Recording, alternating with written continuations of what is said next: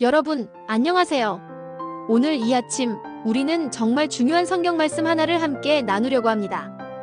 바로 마태복음 11장 25절인데요. 예수님께서 이렇게 말씀하셨습니다.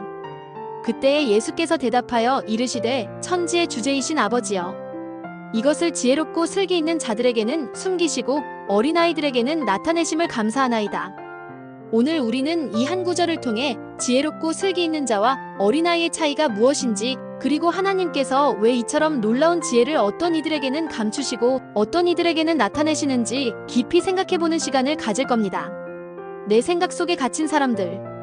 여러분, 성경에서 말하는 지혜롭고 슬기 있는 자는 어떤 사람일까요? 쉽게 말해, 자기 견해가 너무나 확실하고 자기 생각 속에 갇혀 사는 사람을 의미합니다. 이런 사람들은 때로는 자신이 완벽하고 두려울 것이 없다고 생각할 만큼 자신감이 넘칠 수 있어요. 하지만 하늘은 그런 인간적인 지혜를 인정하지 않으십니다. 세상에서는 똑똑하고 지혜롭다는 칭찬을 받을지 몰라도 하나님의 눈에는 그렇지 않다는 거죠. 예수님께서 12제자를 부르셨을 때를 한번 떠올려 보세요. 대부분 어부, 세리처럼 평범하고 어쩌면 세상 기준으로 볼 때 배움이 부족한 사람들이었습니다. 그런데 그 중에는 유독 눈에 띄는 한 사람이 있었죠. 바로 가룟 유다입니다. 그는 학자였고 유식한 사람이었습니다. 그런데 그는 항상 자신의 지식을 내세우며 다른 11제자들을 무시했어요. 그들의 생각은 어리석다고 여겼고 예수님의 행동까지도 자기 잣대로 평가했습니다. 마태복음 19장에 나오는 부자 청년 이야기를 아시죠? 영생을 얻으러 온 청년에게 예수님께서 내게 있는 것을 다 팔아 가난한 자들에게 주고 나를 따르라고 말씀하십니다. 이 모습을 가룟 유다는 어떻게 보았을까요? 그는 예수님이 부질없는 소리를 한다고 생각했어요. 저 부자 청년만 우리 편으로 만들면 얼마나 큰 도움이 될 텐데 다 버리라고 하다니. 예수님은 사업 감각이 없군. 이렇게 판단했던 겁니다. 결국 그 청년은 근심하며 돌아갔고 가룟 유다는 예수님을 속으로 멸시했어요. 이런 일들이 한두 번이 아니었죠. 가룟 유다는 오늘 말씀에서 말하는 지혜롭고 통달한 사람의 전형입니다. 자신의 생각을 철저히 신뢰하는 사람이었죠. 그런데 오늘 아침 예수님은 뭐라고 하셨나요? 지혜롭고 통달하는 자에게는 우리 아버지께서 감추시고 어린아이에게만 나타내신다고 말이죠. 어제 제가 어떤 분에게 이런 얘기를 들었어요.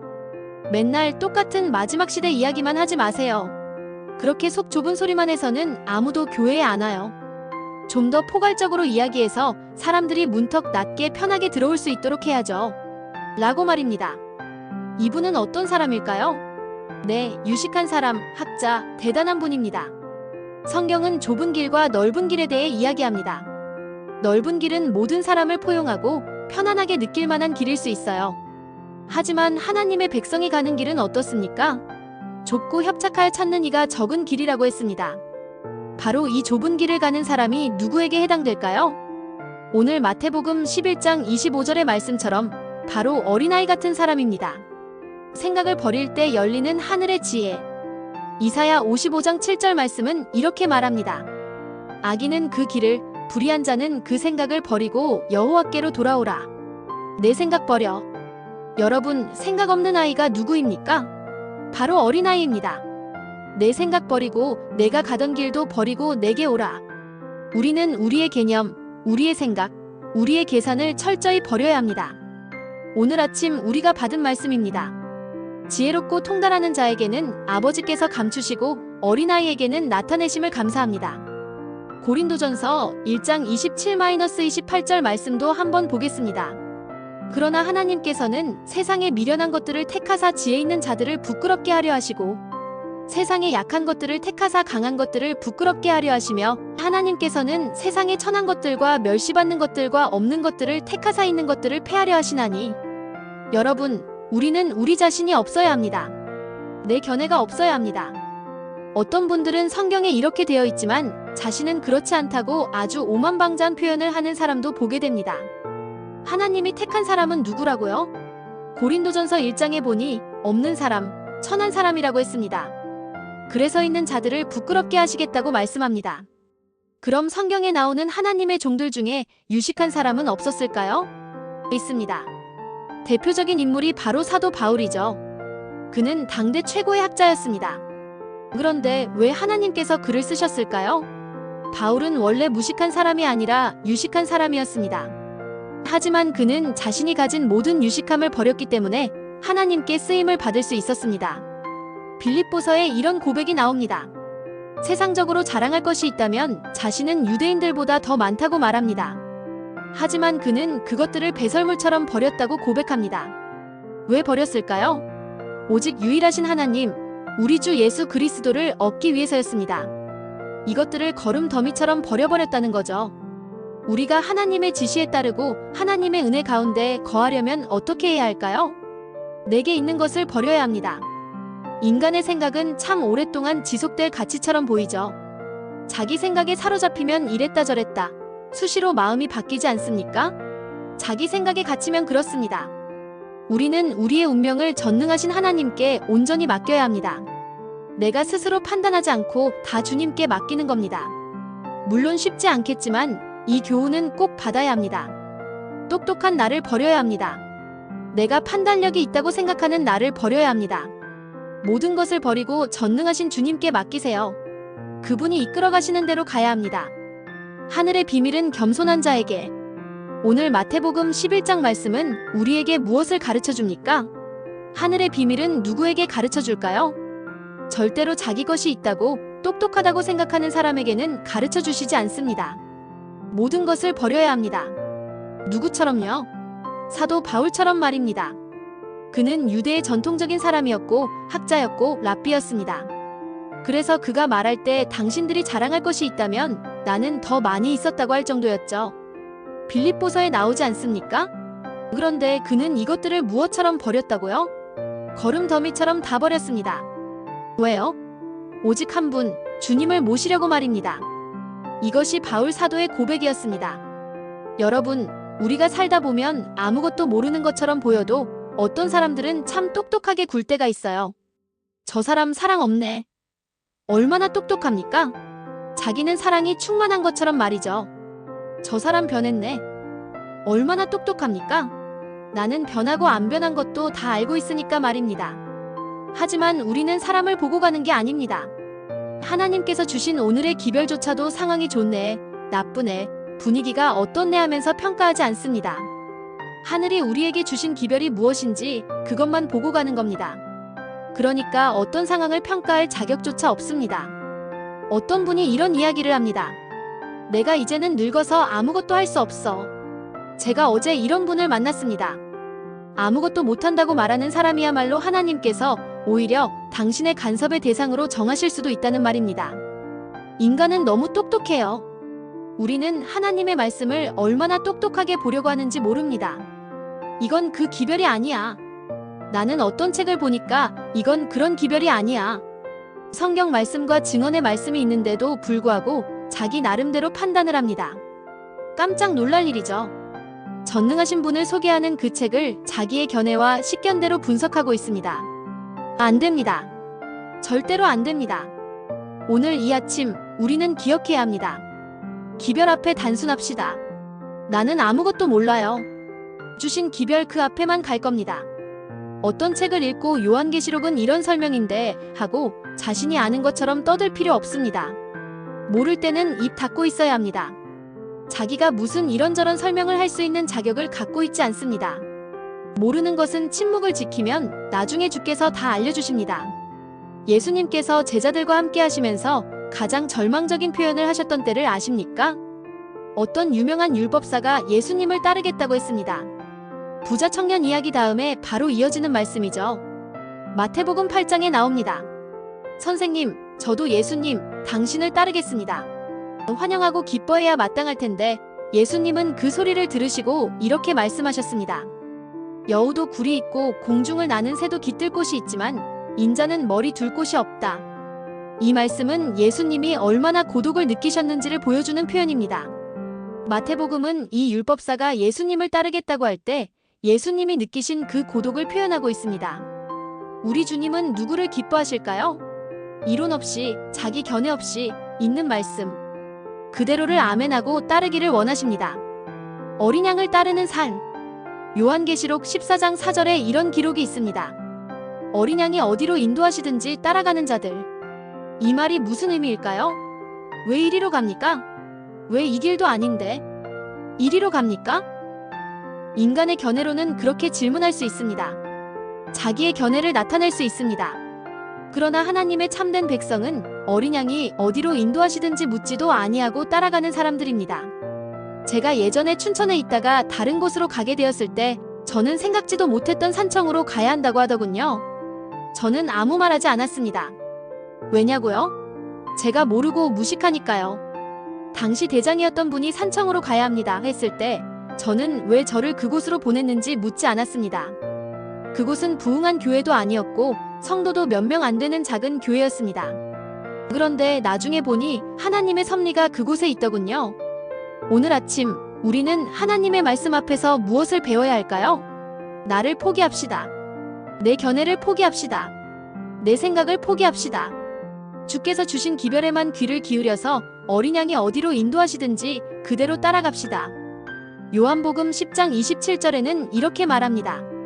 내 양은 내 음성을 들으며 나는 그들을 알며 그들은 나를 따르느니라. 앞서가면 따라가는 겁니다. 여러분, 우리가 종종 이야기하지만 마지막 시대의 백성들은 무엇으로 세워졌을까요? 신랑을 따라 혼인 잔치집으로 따라가는 교회로 시작되었습니다. 왜 그리로 갑니까?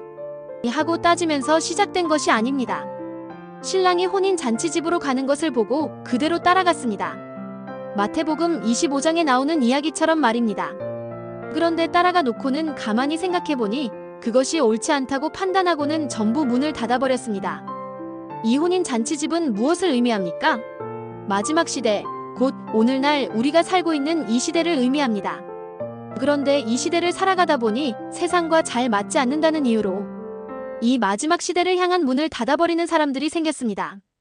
이 마지막 시대를 향한 문을 닫아버리는 사람들을 초기에는 오늘의 기별의 원수들이라고 분명히 말했습니다. 아무런 거리낌 없이 그 말을 해도 전혀 가책을 느끼지 않는 사람들이 있어요. 우리의 시작은 혼인 잔치집, 즉 마지막 시대로 들어가는 것으로 시작한 교회입니다. 그런데 왜 수많은 사람들이 이 문을 닫고 있을까요? 아예 언급조차 하지 않아요. 문을 닫았다고 말합니다. 문을 닫았다는 말은 여러 가지 표현이 있겠지만 자신도 그 길을 가지 않고 다른 사람에게도 그것을 가르치지 않기 때문에 문을 닫아버린 겁니다. 그러나 증언은 분명히 말합니다. 그들은 오늘의 기별의 원수들이라고요. 여러분, 어제도 그제도 나눴던 말씀이지만 사람 보기에는 거칠지라도 기별 하나만 생각하는 사람들이 있습니다. 거친 품성은 내가 바꿀 수 없잖아요. 품성이 좋지 않은 사람은 내가 바꿀 수 없잖아요. 당신이 있는 곳에서 오직 기별 하나만 좋게 여긴다면 그곳에 머물러 있으면 나중에 주님께서 바꿔주실 겁니다. 여러분은 사람에 대해 상당히 많은 평가를 하시죠. 저 사람 품성 좋네. 좋고 나쁜지를 본인이 압니까? 모릅니다. 겉으로만 그러는지 진심으로 그러는지도 모릅니다. 그러니까 입술로 남을 평가하지 말아야 합니다. 모르니까요. 우리는 누구만 알까요? 심정을 꿰뚫어 보시는 우리 주님만 아십니다. 그냥 주께서 주신 기별만 바라볼 뿐이지 사람을 평가하는 어리석은 생각을 해서는 안 됩니다. 오늘 아침 좁은 길에 대한 말씀도 있었죠? 좁은 길은 어떤 길이라고요? 마음이 회개하는 길이요, 명상하는 길입니다. 좁고 협착합니다. 이 좁은 길을 마지막 시대로 가는 길이라고 말합니다. 그런데 그 길이 협착해서 찾는 이가 적다고요? 이 이야기를 자주 하면 여보, 그 소리 하지 마세요. 새신자들이 교회 안 나와요. 그런 소리 하지 말고 그냥 두루뭉술하게 말해요. 라고 말하는 사람들이 많습니다. 어떤 사람이 마지막 기별을 전하니까 교회는 문턱을 낮춰야 한다고 문턱을 높이면 다른 사람들이 안 들어온다고 말합니다. 그런 계산을 하다가 오늘날 많은 교회가 점점 줄어들고 있습니다. 제가 요즘에도 말씀드렸잖아요. 과거에는 교인이 많았는데 지금은 4만 명도 안 된다는 말을 들었습니다. 물론 정확한지는 모르지만요. 왜 문턱을 낮췄는데도 왜 안 될까요? 사람은 하나님께서 인도하시지 인간의 말로 인도되는 것이 아니기 때문입니다. 인간의 말을 전해야죠. 예수님이 누구신지를 알려줄 뿐이지 그것 가지고 성공하고 패배하는 것은 아닙니다.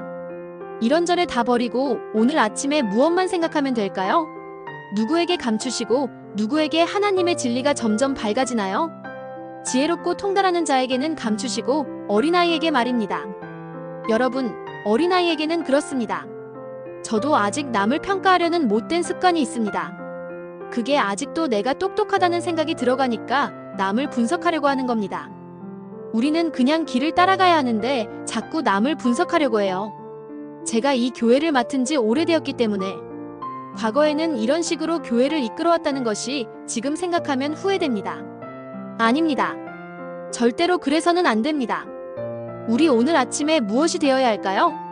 어린아이가 되어야 합니다. 순박한 어린아이가 되어야 합니다. 똑똑하면 잘 될 것 같지만 그렇지 않습니다. 어떤 분이 또 어제 들은 이야기입니다. 아니, 어떤 청년이 그렇게 이야기하면 됩니까? 하고 물어봐서 그 교회가 사람이 몇 명인지 물었습니다. 몇 사람 안 된다고요? 똑똑한 사람들이 교회를 이끌어가는데도 사람이 안 늘어요. 어리석은 사람이 얼마나 많은지 모릅니다. 오늘 아침에는 성경에 있는 그대로만 생각합시다. 제가 오늘 아침에 한다는 말은 다 없애도 좋습니다. 누구에게는 감추시고 지혜롭고 통달하는 자에게는 감추시고 어린아이처럼 된 사람에게 우리 아버지께서 나타내십니다. 이 성경 말씀을 믿어야 합니까? 그대로 될까요? 네, 그대로 될 겁니다. 있는 성경을 믿어야죠. 우리가 뭘 압니까? 그래서 오늘 아침 지혜롭고 통달하는 자에게는 하늘의 오묘한 비밀을 다 감추시고 어린아이처럼 보이는 어린아이에게만 나타내심을 감사합니다. 이런 변화가 우리 가운데 일어나야 합니다. 이런 변화가 일어나면 그 어린아이 같은 사람들을 통해서 나중에 요한계시록 18장의 놀라운 운동이 일어날 겁니다. 그 어린아이와 같은 사람들을 통해서 스가랴 14장의 운동이 일어나고 스가랴 8장의 운동이 일어날 겁니다. 누구를 통해서요? 바로 어린아이와 같은 사람들을 통해서 부흥이 일어납니다. 똑똑한 사람들 앞에는 이런 부흥이 일어나지 않습니다. 오늘 이 아침 우리 가운데 이 놀라운 역사가 나타나는 그날이 오기를 함께 기도해야 합니다. 이 방송을 듣는 모든 분들, 하나님의 말씀 앞에 단순해집시다. 스스로를 분석하려고 하지 말고 단순해집시다. 어떤 교회든 마찬가지입니다. 제가 가만히 보면 참 똑똑한 사람들이 교회를 거의 좌지우지하는 경우가 많습니다. 말씀대로 하면 인간적으로는 똑똑하지 않은 사람이에요. 말씀대로 살자. 어린아이 같았던 사람처럼 살자. 꼭 그렇게 되기를 이 아침 우리 모두 함께 주님 앞에 기도합시다. 기도하겠습니다. 오늘도 우리와 함께 하시는 아버지 하나님, 변함없이 이 아침 귀한 시간을 저희에게 허락해 주셔서 무한히 감사하고 감사합니다. 오 주여, 저희 마음이 겸손하게 하여 주시옵소서. 오로지 주님만 의지하고 따라가는 단순한 믿음의 사람 되게 하여 주시옵소서. 저희가 진정으로 하나님의 영광을 위한 부흥의 불길을 일으키는 도구가 되게 하여 주시옵소서. 오늘 또 저희를 도와주시고 이 방송을 듣는 모든 영혼이 꼭 오늘의 기별 앞에 머리 숙여 순종하는 종들이 되게 하여 주시옵소서. 인간의 이론 속에 사로잡히지 않도록 하시고 오직 말씀에만 순종하는 교회가 되게 하여 주시옵소서. 이 교회를 지도하는 주의 아들에게 특별한 은혜를 주시고 가장 소중한 말씀으로 영혼들을 먹이는 귀한 주의 종이 되게 하여 주시옵소서. 예수님 이름으로 기도하옵나이다. 아멘.